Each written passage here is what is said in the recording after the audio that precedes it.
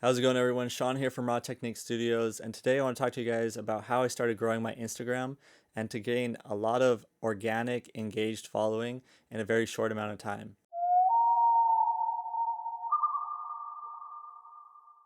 I want to start off by showing you guys my insights here, and as you can see, my interactions and everything has been going up. So you see on Tuesday it's at 18, Wednesday went up to 30, and then 31, and then 43, and then 41, and then on Sunday all the way up to 671. And it's all engaged audience. It's not uh, stuff that's just, I didn't buy any likes or followers or any of that crap. I went from 1,420 followers a couple of days ago. I'll show you the little screenshot here.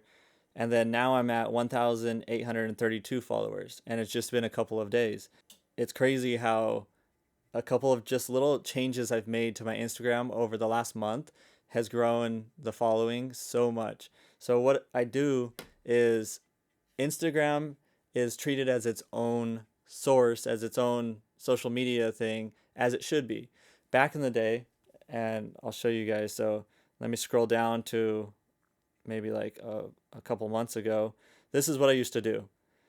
Oh, look, here's a new YouTube video. Check it out. Either link in bio or go check it out on my YouTube. And it gets okay engagement, like 30 people like it. But people are here on Instagram so they could be told to go to a different platform to watch content. So I was doing that all the time. Oh, look, new video up on YouTube, new video up on YouTube. I'd get like 25 likes.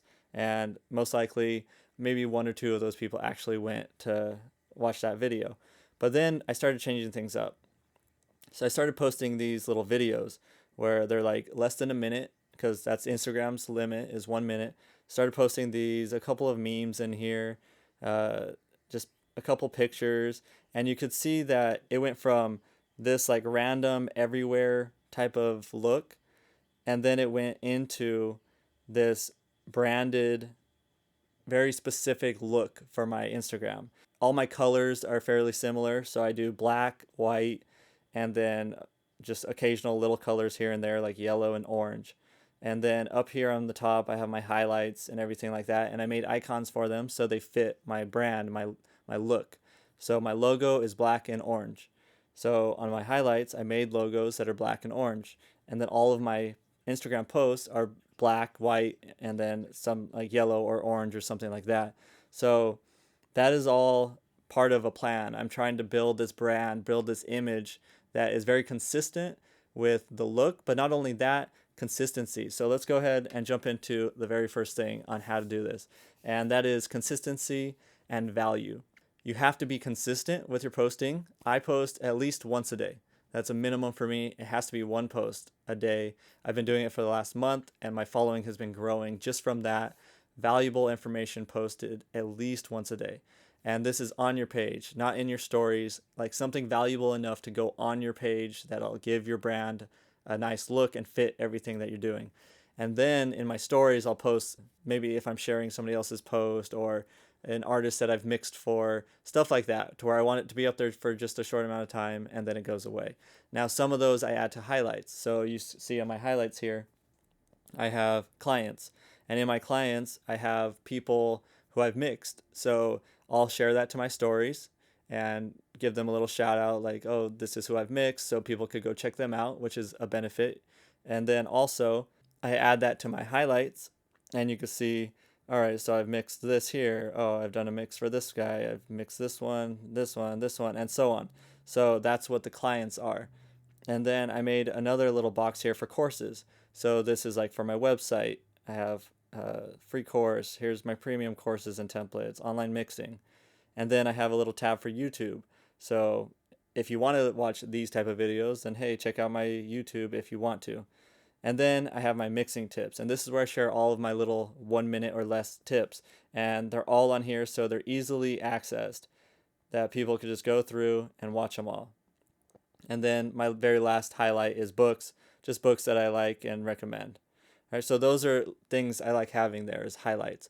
If you could do that on top of your content and your value, then it makes it to where your page just looks nice and you're providing something every single day for people to where they want to keep coming back and seeing stuff from your page.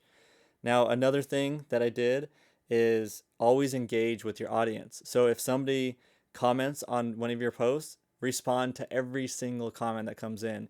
You want to build a community on your page. People want to be able to feel like they could come there, ask a question, and get an answer. They're not going asking questions to not get a response. They want a response from you. And if you're posting on stuff like this, you're trying to build up your brand, you're trying to build up your community, why wouldn't you talk to these people? So definitely respond to every single person. So the third thing that I do, so the first one, value and consistency. The second one was engagement with everybody. The third thing is reaching out, following other similar profiles like yours. So for me, I do a lot of stuff on tips, mixing tips, recording tips, artists, rappers, producers, like just tips like that in general. So I'm trying to educate people on those things. So what I did was I went over here and I found somebody like Adam Smith. Now this guy is super cool. He has a huge following, and what he does is the same thing. He posts tips about mixing and recording and different things like that. So definitely recommend follow somebody similar to you. And especially if they have a bigger following than you, then that's going to benefit you, because what you're going to do is when you go on their page, check them out. If you actually like their content, don't just do this for everybody. Check out their stuff, see if it's something that you think is valuable for your following. So I would go in, okay, that's a cool tip. I'd look at all these. All right, that one's a cool tip. So for example, this one, I shared this on my story. So I just hit this little button here, add post to your stories, and then I write a little thing. I like to do this tip as well. Check out at adamsmith.official for good tips and stuff like that. So you're giving them like a shout out. You're also giving value to your following. And then what is cool is it shows up in their message. So, oh, this person added you in a story. They added one of your posts to a story and they tagged you in it. So you want to make sure you tag their name so that it shows up and they could see it come up into their little message box. So I'd go over here to my messages and you can see here's Adam Smith. So what I did was like, here's a post that I shared from him, but I also hit him up and I was like, hey Adam, I love the tips. I've been posting videos that I cut down from my YouTube videos and followers seem to love them. So I was wondering if you'd be interested in having a guest post on your page. I'm also open to posting one of your tips on mine if you would like it. If not, all good. Keep up the great content. So I think what I should have done was not send that first. I should have tagged him, mentioned him in this post first. So I went, hey, Adam Smith with another great tip. That's it, just something simple. And then uh, once I did that, he got a notification saying, like, oh, you were tagged in a post.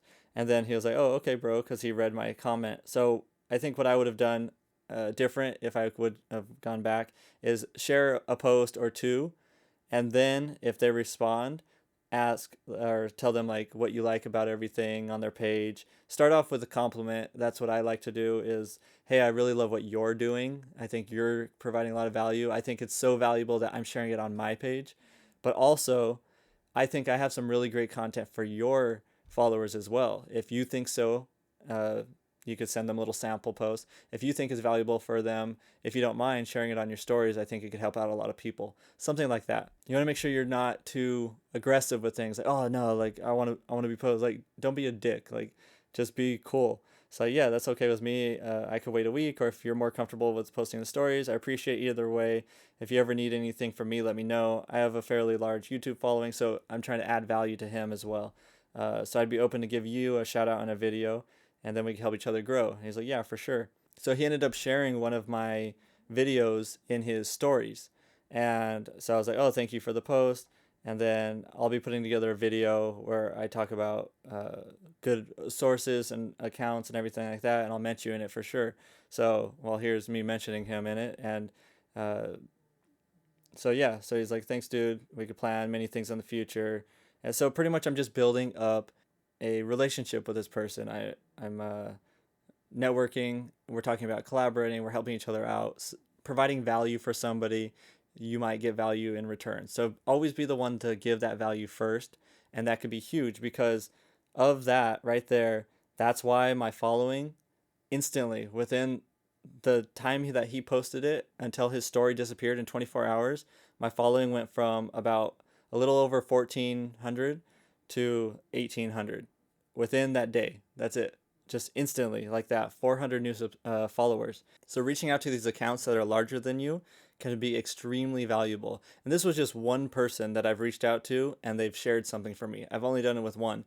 There's so many people that are similar to my stuff that I could reach out to.